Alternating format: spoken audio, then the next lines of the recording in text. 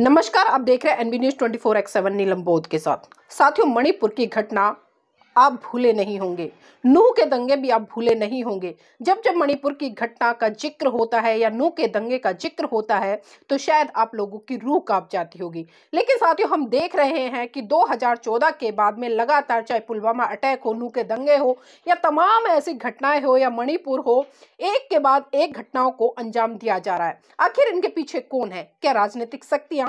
क्या वो लोग जो नहीं चाहते कि इस देश में एक विशेष वर्ग के लोग सुरक्षित रहे या अपने हक अधिकारों के साथ जी सके? जी हाँ साथियों, अभी संभल में जिस तरह से विभत्स घटना घटी, जिस तरह से खुले तौर पर तांडव हुआ, जिस तरह से खुले तौर पर गोलियों की बौछार हुई, जिस तरह से खुले तौर पर आंसू गोलों की बौछार हुई, जिस तरह से संभल के दंगों में 4 मुस्लिम युवा एक के बाद एक मौत के घाट उतार दिए गए। आखिर मौत के घाट उतारने वाले कौन थे? बताया जा रहा है कि गोलियां पुलिस की तरफ से चली थी, लेकिन जब पुलिस प्रशासन से बात की गई तो पुलिस प्रशासन ने इस घटना से पल्ला झाड़ते हुए कहा कि जो भीड़ थी, भीड़ में से गोलियां चली। और आखिर गोली चलाने वाले कौन थे? साथियों, अभी 24 तारीख को 9 सीटों पर उपचुनाव हुए और ठीक उपचुनाव के बाद संभल में इस तरह की घटनाएं सोचने पर मजबूर कर देती हैं। भारत के इतिहास में यह पहली बार नहीं हुआ और 2014 से लेकर अब तक की अगर मैं बात करूं तो आप देख रहे हैं कि भारत में बड़े बड़े दंगे एक के बाद एक हो रहे हैं। और जब कहीं ना कहीं चुनाव होते हैं तो तब इस तरह के दंगों को अंजाम दिया जाता है। और आज सोचना पड़ेगा कि भले कल भारत देश में संविधान दिवस के उपलक्ष्य में बड़े बड़े कार्यक्रम आयोजित किए गए, कल भले भारतीय जनता पार्टी की तरफ से संविधान दिवस की जो प्रस्तावना है उसका वाचन किया गया, लेकिन क्या फायदा? एक तरफ तो हम कहते हैं कि हम भारत के लोग, लेकिन दूसरी तरफ वहीं हम जाति, धर्म, क्षेत्र, भाषा में बांटकर एक दूसरे पर नरसंहार करवा रहे हैं, गोलियां चलवा रहे हैं, लाठीचार्ज करा रहे हैं, पत्थरबाजी करा रहे हैं। तो कहां के हम लोग हो गए? क्या भारत का संविधान आपको इसी तरह से जीने के लिए प्रेरित करता है? शायद आज अगर परम पूज्य बाबा साहब जिंदा होते और जिन परिकल्पनाओं को लेकर परम पूज्य बाबा साहब ने इस भारत देश का संविधान लिखा था, शर्म आती है कि आज भारत देश के लोग उस संविधान की खुलेआम धज्जियां उड़ा रहे हैं। साथियों, संभल की पूरी घटना कहीं ना कहीं एक साजिश का शिकार है। कहीं ना कहीं पूरी प्लानिंग के तहत इस घटना को अंजाम दिया गया है और इसी पर राष्ट्रीय राजनीतिक विश्लेषक निशांत वर्मा ने अपनी रिपोर्ट प्रस्तुत की है। तो आइए वो रिपोर्ट देखिए और आप खुद सोचिए कि आखिर आज इस देश में चल क्या रहा है और किस तरह से हम लोग कहते हैं कि हम संभल में शाही जामा मस्जिद के सर्वे को लेके क्या हुआ आप सबने देखा, पूरी दुनिया ने देखा।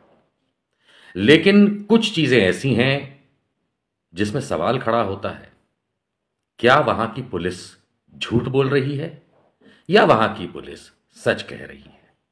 सबसे पहले मैं यह बता दूं, वर्दी का सम्मान करना हम सबका फर्ज है और मैं बहुत तहे दिल से करता भी हूं। लेकिन हम जानते हैं बहुत से पुलिस वाले झूठ भी बोलते हैं, गैर कानूनी काम भी करते हैं।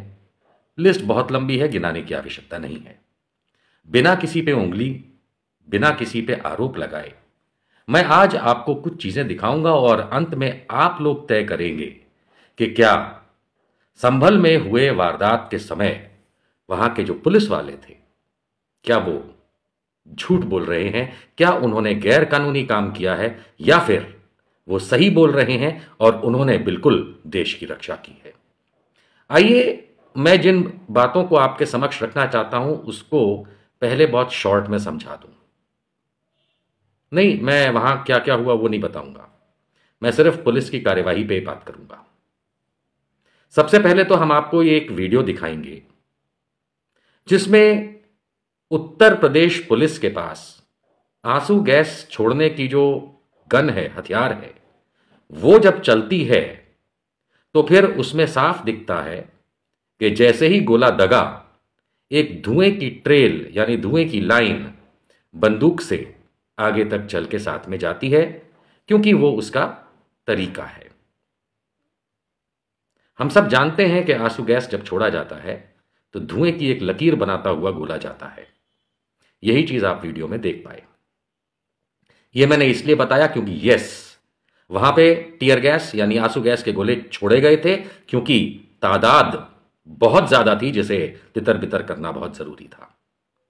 तो यह बात तो सही है, बस ये वीडियो मैंने इसलिए आपको दिखाया, आगे भी काम आएगा। याद रखिएगा कि जिस बंदूक से या हथियार से आंसू गैस यानी टीयर गैस का गोला छोड़ा जाता है, वो बंदूक से लेके आगे तक एक सफेद लकीर बनाता हुआ धुएं की जाता है, जो आपने देखा। अब हम चलते हैं कुछ और वीडियोस पे, लेकिन सबसे पहले मैं सुनवाता हूं वहां के कप्तान साहब, जिन्होंने एक न्यूज चैनल को अपना इंटरव्यू उस हालात हाजरा में दिया, उसके बाद दिया।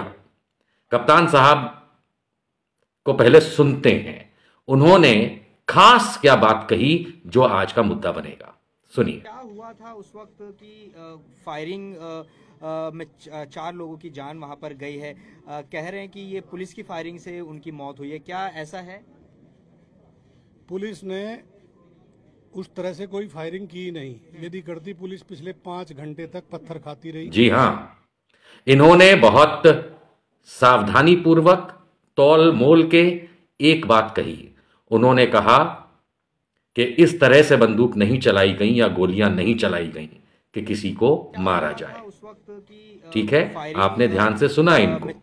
इन्होंने अपने वक्तव्य में उस हालात में, उन हालातों के बाद टीवी इंटरव्यू अपनी बाइट देते हुए साफ शब्दों में कहा, फायरिंग की नहीं। यदि करती पुलिस पिछले 5 घंटे जी, साफ शब्दों में कहा कि इस तरह से गोली नहीं चलाई गई थी कि कोई मरे या किसी को नुकसान हो। लेकिन कप्तान साहब के शब्दों का एक मतलब तो साफ है कि गोली चलाई गई। गोलियां भी चलाई गई हो सकती हैं, है ना? लेकिन तात्पर्य यह निकल के आता है, क्योंकि मीडिया रिपोर्ट में भी छपता है कि पुलिस का यह कहना है कि गोली ही नहीं चलाई गई। लेकिन कप्तान साहब कहते हैं कि गोली तो चलाई गई, मतलब तो यही निकलता है, लेकिन उस तरह से नहीं चलाई गई कि जान माल की हानि हो। ठीक, चलिए आगे बढ़ते हैं। कुछ वीडियो के अंश देखते हैं जो सोशल मीडिया से ही मिले हैं। आइए।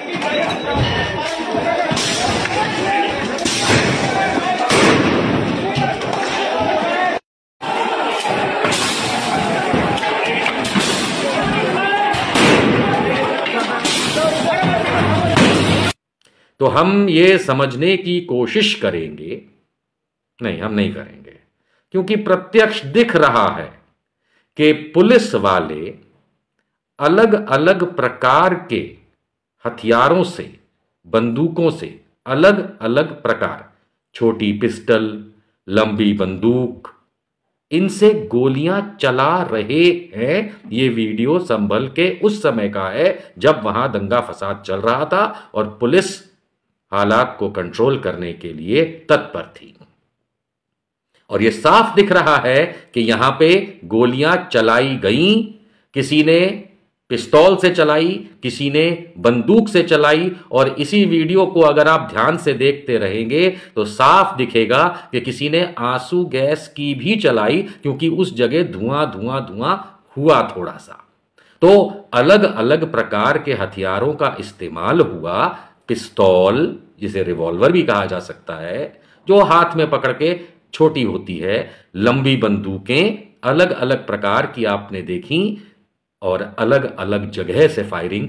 कोई वहां बैरिकेड के नजदीक से बार बार फायर करते हुए, कोई पीछे से फायर करते हुए, और कोई अपने हाथ में खड़े होके अपने तरीके से निशाने लगा करके, यानी कि बंदूकें चली, गोलियां चली। ठीक, अब मैं ये बात क्यों कह रहा हूं? क्योंकि पहले कप्तान साहब को आप सुन चुके हैं कि गोलियां तो चली, लेकिन उस तरह से नहीं कि किसी को जान से मारा जाए। ठीक, अब आपने ये भी देखा कि जिस तरह से ये गोलियां चली। अब हम इससे भी 2 कदम आगे चलते हैं। अब हम एसपी साहब को सुनते हैं।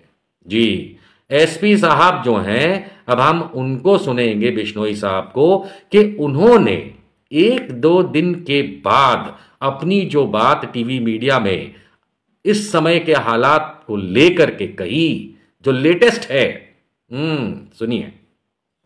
संभल में हुए उपद्रव के मामले में अब धीरे धीरे चीजें सामान्य हो चल रही हैं, जैसा कि अधिकारियों का यह दावा है। इन सबके बीच एसपी हमारे साथ खुद मौजूद हैं। सर, यह भी सच है कि जिस समय ये कार्रवाई चल रही थी, ना उस समय डीएम महोदय से बंदूक चलाने का या गोली चलाने का इस तरीके का कोई आदेश लिया गया था। नॉन लीथल वेपन यूज करने का आदेश लिया गया था और वो नॉन लीथल वेपन ही यूज किए गए हैं। इस सारी घटनाओं का मैजिस्ट्रियल इंक्वायरी का आदेश भी डीएम महोदय द्वारा 7 दिन में समाप्त करने के लिए उनको दिया गया है। मैं कार्रवाई चल रही थी, ना उस समय डीएम महोदय से बंदूक चलाने का या गोली चलाने का इस तरीके का कोई आदेश लिया गया था। नॉन लीथल वेपन यूज करने का आदेश लिया गया था और वो नॉन लीथल वेपन ही यूज किए गए हैं। इस सारी घटना कार्रवाई चल रही थी, ना उस समय डीएम महोदय से बंदूक चलाने का या गोली चलाने का इस तरीके का कोई आदेश लिया गया था। नॉन लीथल वेपन यूज करने का आदेश लिया गया था और वो नॉन लीथल वेपन ही यूज किए गए हैं। इस अंश साफ होता है, बिल्कुल साफ होता है कि एसपी साहब ये बता रहे हैं पूरी जनता को, उत्तर प्रदेश को और दुनिया को कि कलेक्टर यानी डीएम साहब ने किस प्रकार के हथियारों के इस्तेमाल का आदेश दिया था। नॉन फेटल। नॉन फेटल मतलब जिससे जान माल की हानि नहीं होनी चाहिए, है ना। अब नॉन फेटल में तो लाठी डंडा होता है, घूंसा लात हाथ पैर होता है, ये नॉन फेटल होता है।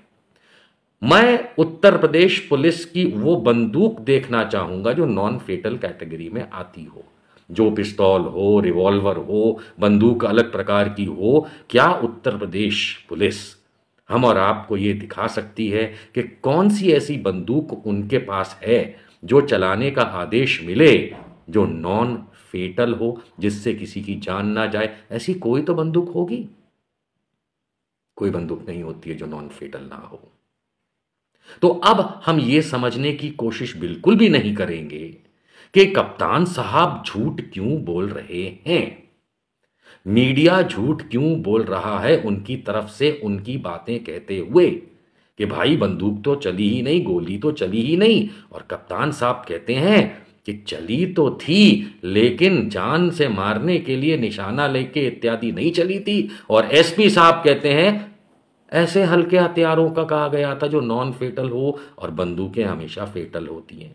ये विरोधाभास जो है ये पुलिस की कथनी में अपने आप दिख रहा है और करनी में तो दिख ही रहा था।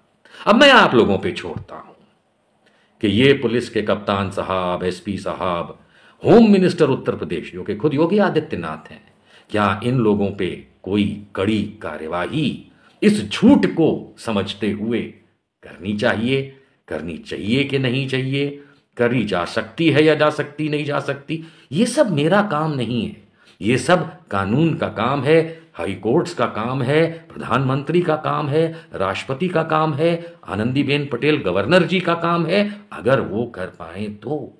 क्योंकि कप्तान साहब झूठ बोल रहे हैं, ये तो एसपी साहब साबित कर रहे हैं, बंदूकें चली, लोगों की जान गई। इसकी कलेक्टर साहब ने परमिशन नहीं दी थी। उत्तर प्रदेश में कहा जाता है कि पिछले 7 साल से राम राज्य चल रहा है, योगी जी की सरकार है। हर रोज क्या क्या सुनने देखने को मिलता है बताने की आवश्यकता नहीं। यह भी कहा जाता है कि योगी राज से पहले यहां उत्तर प्रदेश की बात हो तो कहा जाता है कि वहां गुंडा राज था। क्या अब हम ये कह सकते हैं इन 7 सालों में अनेकों उदाहरण देखने के बाद कि अब शायद गुंडा राज बदल करके इसे सरकारी गुंडा राज कहा जाए तो क्या गलत होगा? क्या मेरी गिरफ्तारी होगी? क्या पुलिस और कलेक्टर ये आपस में तब तक नेताओं के तलवे चाटते रहेंगे झूठ बोल बोल के जब तक इन लोगों पे सरकार बदलने के बाद कार्यवाही ना हो? आज हमारे देश का 75वां संविधान दिवस है। आज से ठीक 75 वर्ष पहले भारत की संसद, जब उस समय कॉन्स्टिट्यूएंट असेंबली कहलाती थी, आजाद भारत ने अपने इस संविधान को अपनाया था, अडॉप्ट किया था। और ये संविधान का मर्डर करती योगी राज सरकार है।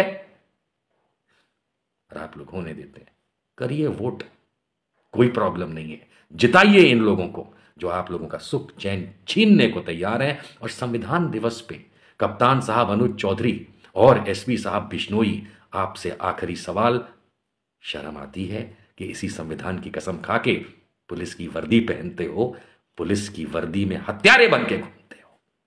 बेशर्म लोग।